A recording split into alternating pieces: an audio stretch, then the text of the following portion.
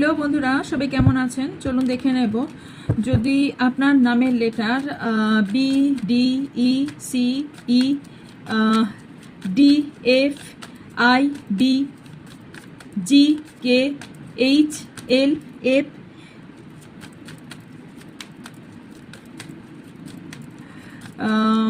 Y, Z, I don't know Z আছে কি নেই, Z, V, P, R, O, S, I, J, K, এগুলো দিয়ে আপনার পার্টনারের অথবা আপনার নামের ফার্স্ট ইনিশিয়াল হয়ে থাকে, তাহলে এই রিডিংটি আপনার জন্য। ওকে, চলুন দেখে নেব তো নেক্সট 24 ঘন্টা আপনার জন্য কেমন যেতে চলেছে। ওকে, চলুন।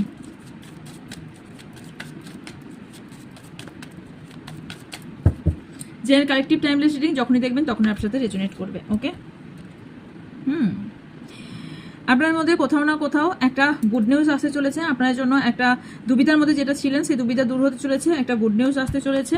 অ্যান্ড আপনার লাইফে একটা বড় গুড নিউজ, এবং আপনাকে কেউ প্রপোজ করতে চলেছে, অথবা আপনার লাইফে কোনো কম্প্রোমাইজ যদি আপনি এতদিন ধরে করছিলেন সেটার গুড নিউজ আসতে চলেছে। মানি সংক্রান্ত কোনো বিষয়ের গুড নিউজ আসতে চলেছে। নিউ আইডিয়ার ওপর আপনি কাজ করতে চলেছেন, এবং এছাড়া নিউ প্রসপারিটিও আপনার লাইফে আসতে চলেছে। সাবধানে কিছুটা থাকবেন, কারণ কেউ আপনার সঙ্গে বিট্রেল করতে পারে, সেটা সম্ভাবনা আছে। যে আপনার সঙ্গে কেউ আপনার কনফিডেন্স কিছুটা হলেও টাইমের জন্য হারাতে পারে, 5 days বা 5 weeks-এর মধ্যে। কোনো সেলিব্রেশন আপনার লাইফে আসতে চলেছে, এটা আমি দেখতে পাচ্ছি। তবে অবস্ট্যাকেলের মধ্যে দেখতে পাচ্ছি থার্ড পার্টির জন্য এখানে প্রবলেম খাড়া হওয়ার সম্ভাবনা আছে। অবস্ট্যাকেল আর একটা অতিরিক্ত ইমোশনাল হওয়ার কারণে আপনার লাইফে প্রবলেম একটু বেশি হওয়ার সম্ভাবনা আছে।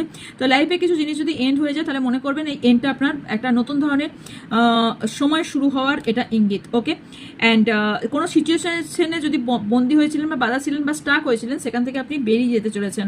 ওকে, আপনার উইশ ফুলফিল হতে চলেছে, এবং যে উইশ আপনি করেছেন, তবে হার্ট চাকরা একটু ব্যালেন্স করুন। হার্ট চাকরা আপনার ওপেন আপ করা ভীষণ দরকার, তাহলে উইশ ফুলফিল হওয়ার সম্ভাবনা খুব কুইকলি হবে।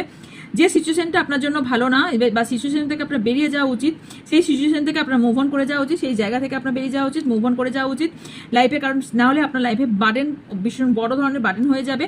আর একটা জিনিস বড় দেখতে পাচ্ছি, সেটা হচ্ছে সিচুয়েশন বুঝে আপনি পরিশ্রম করুন, সিচুয়েশন না দেখে নয়। অতিরিক্ত পরিশ্রম করলে আপনি জাগলিং করে যাবেন, সাকসেস পাওয়ার চান্স কম হয়ে যাবে। আর যদি আপনি বুঝে কাজ করেন, তাহলে আপনি ভিক্টরি অ্যান্ড সাকসেস পেতে খুব তাড়াতাড়ি আপনি ভিক্টরি অ্যান্ড সাকসেস পাবেন। So claim this energy.